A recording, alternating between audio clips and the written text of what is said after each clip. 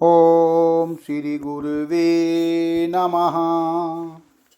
ओम शांति शांति शांति। प्रणाम भगवान। भगवान पक्षपात रहित अनुभव प्रकाश से स्वामी विशुद्धानंद जी प्रसिद्ध काली कमली वाले बाबा जी द्वारा विरचित बड़ा ही विशुद्ध ग्रंथ और सर्ग नंबर 4 से व्याख्या चल रही है भगवान, जिसमें आज का शीर्षक है योगी, अयोगी और परम योगी। सत्संग प्रारंभ करते हैं भगवान। वशिष्ठ ने कहा, हे काकभुसुंड, तुम योगी हो और दीर्घ आयु वाले हो, जो अलौकिक देखा हो सो कहो। भुसुंड ने कहा, योग चित्त की एकाग्रता के करने वाले का नाम योगी है और चित्त की एकाग्रता के न करने वाले का नाम अयोगी है। जो चैतन्य के आभास सहित मन रूपी जीव योग करता है, इससे मन रूप है, जीव योगी है। मन के धर्म एकाग्रता न एकाग्रता रूप योग अयोग के भाव अभाव सहित जो मन के सर्व व्यवहारों को अंतर जानता है, सो ही परम योगी है। सो ऐसा परम योगी अनंत नित्य चिद्रूप प्रत्यक आत्मा है। तिस पूर्वोक्त प्रत्यक आत्मा को सम्यक जो अपना स्वरूप जानता है, सो पुरुष परम योगी है। नेति धोती जल पखाल के करने वाले का नाम न समान योगी है न परम योगी है, अयोगी है। हे वशिष्ठ जी, अनंत ब्रह्मांड हो गए हैं और अनंत होवेंगे, परंतु चैतन्य के दृश्य रूप व माया मात्र रूप पंचभूत रूप शब्दादिक परपंच शब्दादिक पंच विषयक रूप स्रोत मनादि इंद्रिय रूप सात्विक आदि त्रिगुण रूप काम क्रोध आदि जैसे यह ब्रह्मांड वर्तमान में हैं, तैसे ही अतीत ब्रह्मांड हो गए हैं तथा आगे होवेंगे। कदाचित विलक्षणता होती भी है तो भौतिक पदार्थों में होती देखी है, पूर्वोक्त प्रकार से नहीं देखी है। हे वशिष्ठ जी, बहुत जीने से कुछ लाभ नहीं और थोड़ा जीने से कुछ हानि नहीं, परंतु सम्यक आत्म बोधपूर्वक जीना ही सफल है, अन्य नहीं। वास्तव से पूछो तो यह सर्व अज्ञानी जीव भी चिरंजीव हैं, क्योंकि अनेक प्रलय इन्होंने देखे हैं और अनेक देखेंगे। अनेक बार अनेक ब्रह्मांडों में इनकी उत्पत्ति हुई है और होवेगी। इसी से सर्व अज्ञानी जीव चिरंजीवी हैं, परंतु अविद्या से आच्छादित होने से इनको ज्ञान नहीं। इस विद्यमान शरीर का अनेक महाप्रलय तक प्रारब्ध कर्म है। स्वरूप के सम्यक ज्ञान पूर्वक इस शरीर का जीना है। ईश्वर की नियति ऐसे ही है, इतना ही जीवों की चिरंजीविता में तथा मेरे में भेद है, अधिक नहीं। जैसे स्वप्न में सर्व जीवों की आयु समान ही है, न्यूनाधिक भाव नहीं। एक स्वप्न दृष्टा ही चिरंजीवी है, अन्य नहीं। तो भी अविद्या ने किसी स्वप्न नर में चिरंजीविता प्रतीत कर रखी है, किसी स्वप्न नर में अचिरंजीविता प्रतीत कर रखी है, वास्तव से नहीं। अविद्या की विचित्र महिमा है। एक काल अवच्छेद्र कर स्वप्न सृष्टि की उत्पत्ति होती है। निद्रा रूप अविद्या के अभाव से एक काल अवच्छेद कर ही निराश होता है। कहो, चिरंजीवी और अचिरंजीवी कौन हुआ? परंतु किसी स्वप्न सृष्टि में किसी स्वप्न नर को तो युगों की तथा कल्पों की पंक्ति प्रतीत होती है। किसी को उसी काल में 4 घटिका ही व्यतीत होती है। किसी को उसी क्षणिक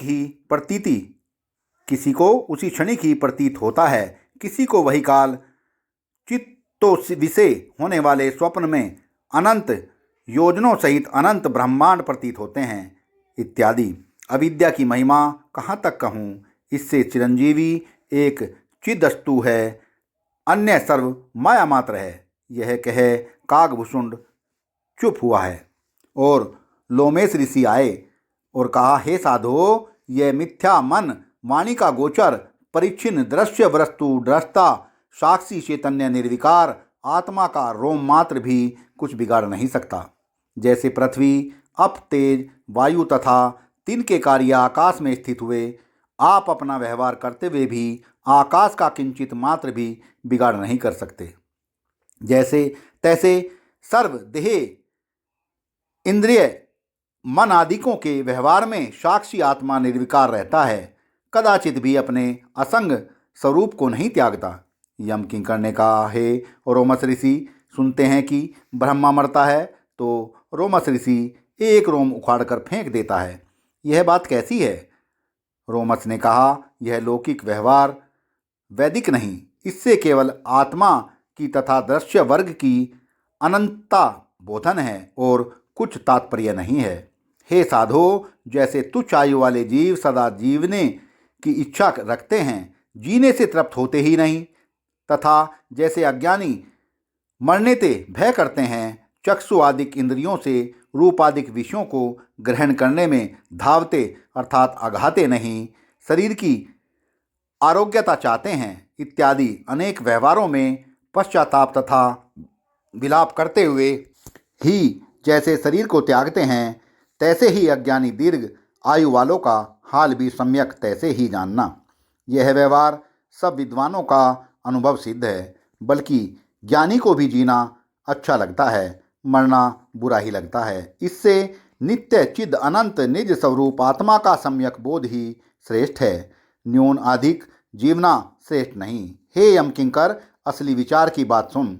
जैसे स्वप्न नर किसी स्वप्न के ऋषि पुरुष को कहे, हे ऋषि अमुक अर्थात स्वप्न का ऋषि स्वप्नवी में मरे व स्वप्नवी के जागे से एक अपना रोम उखाड़ फेंक देता है, क्योंकि स्वप्नावी अर्थात हमारे पिता को रोज मरना ठहरा। हम कैसे छोर कराते तकलीफ को पाते हैं। हे साधो, तुम अपने मन में सोच देखो कि स्वप्नावी के मरने से व स्वप्नावी के जगत में स्वप्नावी के जागने से स्वप्न पुरुष पीछे कहाँ रहेंगे, किंतु नहीं रहेंगे, क्योंकि स्वप्न सृष्टि स्वप्नावी के संकल्प में है, अन्य में नहीं।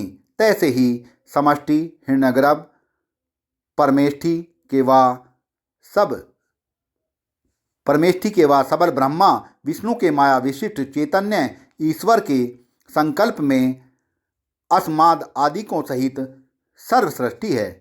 तिसके संकल्प के अभाव से अस्मादिकों का शरीर पीछे रहना कैसे होगा और शरीर बिना रोम उखाड़ना कैसे होगा? जो कहो हिरण्यगर्भ समष्टि के संकल्प से अस्मादिकों के शरीर बाहर हैं, तो जैसे दूसरे स्वप्न दृष्टा की सृष्टि को स्वप्न आदिकों को स्वप्न दृष्टा के मरने को तिसके हर्ष शोक को।